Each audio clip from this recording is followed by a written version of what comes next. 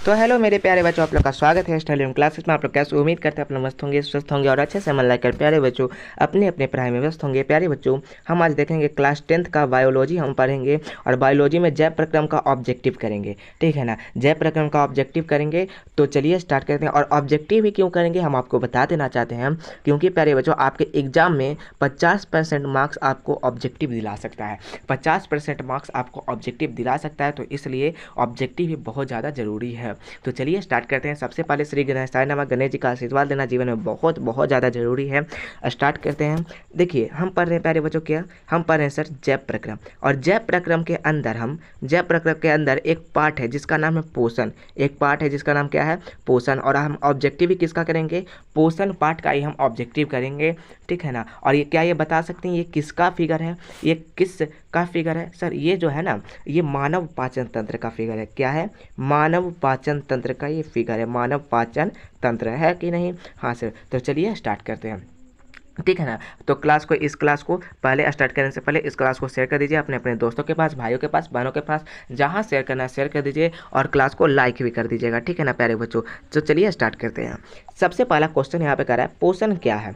सबसे पहला क्वेश्चन, पोषण क्या है? ऑप्शन ए, भोजन को पचाने की प्रक्रिया। ऑप्शन नंबर बी, भोजन को ग्रहण करने और उसका उपयोग करने की प्रक्रिया। ऑप्शन नंबर सी, भोजन को शरीर से बाहर निकालने की प्रक्रिया। या ऑप्शन नंबर डी, भोजन को संग्रहित करने की प्रक्रिया। तो पोषण क्या है, आपने पढ़ा होगा पोषण क्या है। तो पोषण सर वैसा विधि है जिससे जीव पोषक तत्वों को ग्रहण करके मतलब कि जीवन यापन करता है। पोषक तत्वों को ग्रहण करके जीवन यापन करता है, वही है पोषण, है ना। तो यहाँ पर ऑप्शन नंबर क्या हो जाएगा, ऑप्शन नंबर यहाँ पर बी हो जाएगा बाबू, कि भोजन को ग्रहण करने पर मतलब कि भोजन को ग्रहण करने और उसका उपयोग करने की प्रक्रिया है। यानी कि भोजन को ग्रहण भी कर लेता है और उसका उपयोग भी करता है कि नहीं, अपना जीवन यापन करता है, अपना जीवन जीता है भोजन को ग्रहण करके। तो ऑप्शन नंबर बी। नेक्स्ट चलते हैं क्वेश्चन नंबर दूसरे की ओर। कर रहा है, स्वपोषी पोषण किसे कहते हैं? यानी कि ऑटोट्रॉफ्स किसे कहते हैं, स्वपोषी पोषण किसे कहते हैं? ऑप्शन नंबर ए है जो अपना भोजन स्वयं बनाता है। ऑप्शन नंबर बी है जो दूसरों पर निर्भर रहता है। ऑप्शन नंबर सी है जो केवल मांसाहारी ही भोजन करते हैं।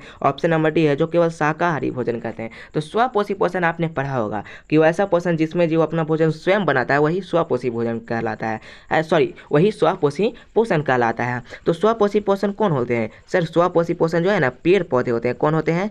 पेड़ पौधे जो है ना वह स्वपोषी पोषण होते हैं। तो यहाँ पर क्या हो जाएगा, जो अपना भोजन स्वयं बनाता है वही स्वपोषी पोषण कहलाता है। ऑप्शन नंबर ए हो जाएगा। नेक्स्ट चलते हैं, परपोषी पोषण किसे कहते हैं? क्वेश्चन नंबर तीसरा है, परपोषी पोषण किसे कहते हैं? ऑप्शन नंबर ए है जो अपना भोजन स्वयं बनाते हैं। ऑप्शन नंबर बी है जो दूसरों पर निर्भर रहते हैं। ऑप्शन नंबर सी है जो केवल मांसाहारी भोजन करते हैं। या ऑप्शन नंबर डी है जो केवल शाकाहारी भोजन करते हैं। तो हम देखिए पर पोषण क्या है, पर पोषण वैसा पोषण जिसमें जीव अपना भोजन दूसरे जीवों पर निर्भर रहता है, अपना भोजन के लिए दूसरे जीवों पर निर्भर रहता है, वही है प्यारे बच्चों परपोषी पोषण। तो ऑप्शन नंबर बी हो जाएगा, दूसरों पर निर्भर रहता है, वही है परपोषी पोषण। जैसे में हो गया बाबू मानव, यानी कि हम लोग, जीव जंतु, है ना, ये सब हो गए हम लोग परपोषी पोषण। नेक्स्ट चलते हैं क्वेश्चन नंबर चौथा, कह प्रकाश संश्लेषण किस में होता है? प्रकाश संश्लेषण किस में होता है? ऑप्शन नंबर ए है जंतुओं में। ऑप्शन नंबर बी है पौधों में। ऑप्शन नंबर सी कवक में। या ऑप्शन नंबर डी जीवाणुओं में। तो आपने पढ़ा होगा प्रकाश संश्लेषण अभिक्रिया क्या है सर? वैसी अभिक्रिया जिससे पेड़ पौधा अपना भोजन बनाता है, वही प्रकाश संश्लेषण अभिक्रिया है। तो यानी कि ऑप्शन नंबर बी पौधों में सर प्रकाश संश्लेषण अभिक्रिया होता है। नेक्स्ट चलते हैं, पाचन तंत्र का मुख्य अंग क्या है?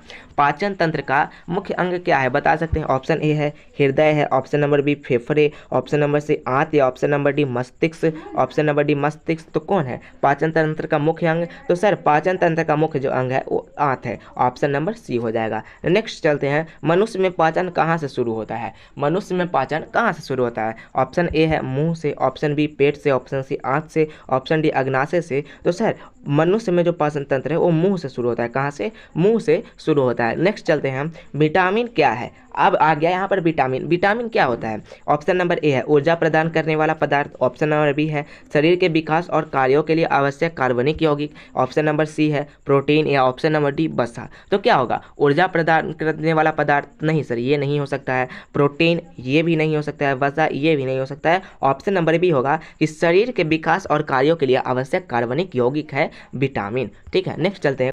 क्वेश्चन नंबर 8वां कह रहा है कौन सा विटामिन सूर्य के प्रकाश से प्राप्त होता है। ऑप्शन ए है विटामिन ए, ऑप्शन बी है विटामिन बी, ऑप्शन सी है विटामिन सी या ऑप्शन डी है विटामिन डी। तो कौन सा मतलब कि ऐसा विटामिन है जो सूर्य के प्रकाश से प्राप्त होता है। तो आपने पढ़ा होगा विटामिन डी जो है वो सूर्य के प्रकाश से प्राप्त होता है। नेक्स्ट चलते हैं, संतुलित आहार में क्या शामिल होना चाहिए। अब संतुलित आहार यानी कि जिसे हम कहते हैं इंग्लिश में बैलेंस डाइट, उसमें क्या शामिल होना चाहिए। ऑप्शन ए है केवल फल, ऑप्शन बी केवल सब्जियां, ऑप्शन सी सभी पोषक तत्व का सही अनुपात या ऑप्शन डी केवल प्रोटीन। तो देखिए सर, संतुलित आहार में केवल फल नहीं सर, ये गलत बात है। केवल सब्जियां ये भी नहीं होना चाहिए, केवल प्रोटीन ये भी नहीं होना चाहिए। तो क्या होगा, ऑप्शन नंबर सी होगा सभी पोषक तत्वों का सही अनुपात, यानी कि उसमें सभी पोषक तत्व हो और उसका सही अनुपात, एक अनुपात में वो पूरा भोजन हो, वही संतुलित आहार अच्छा होता है। नेक्स्ट चलते हैं क्वेश्चन नंबर 10वां, कुपोषण क्या है।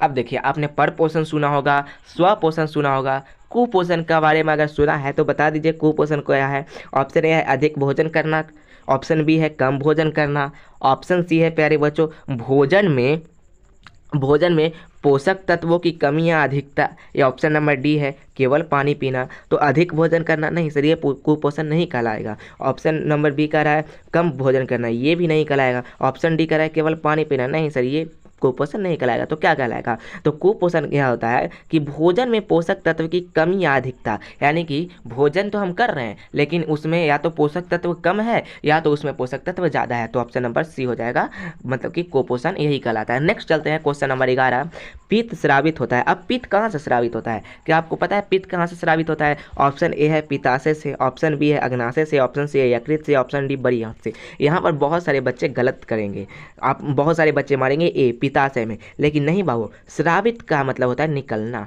निकलना, पित्त कहाँ से निकलता है, ठीक है ना। स्रावित का मतलब होता है निकलना। पित्त कहाँ से निकलता है, पित्ताशय में तो पित्त जमा होता है ना, लेकिन पित्त कहाँ से निकलता है। तो सर देखिए, पित्त जो है ना वो यकृत से निकलता है। ऑप्शन नंबर सी हो जाएगा यकृत। नेक्स्ट चलते हैं, लास्ट क्वेश्चन है पित्त रस कहाँ संग्रहित होता है। अब देखिए, पित्त रस कहाँ संग्रहित होता है। ऑप्शन ए कह रहा है पित्ताशय में, ऑप्शन बी अग्नाशय में, ऑप्शन सी यकृत में, ऑप्शन डी किडनी में। तो पित्त कहाँ संग्रहित होता है, तो सर पित्त पित्ताशय में संग्रहित होता है, अभी हम बताएं, है ना। तो कॉन्ग्रेचुलेसन प्यारे बच्चों, कॉन्ग्रेचुलेसन प्यारे बच्चों, आपका जो है प्यारे बच्चों, आपका चैप्टर 1 जो पोषण है, जय प्रक्रम में पोषण, उसका ऑब्जेक्टिव कंप्लीट हो गया। अब बताइए 12 में आपका कितना सही हुआ है। ऐसे तो बहुत सारा ऑब्जेक्टिव था, लेकिन जो मेन ऑब्जेक्टिव मुझे दिखा वो मैं ले आया, ठीक है ना। तो बाय, मिलते हैं अगली क्लास में, तब तक के लिए हंसते रहिए, पढ़ते रहिए और मुस्कुराते रहिए।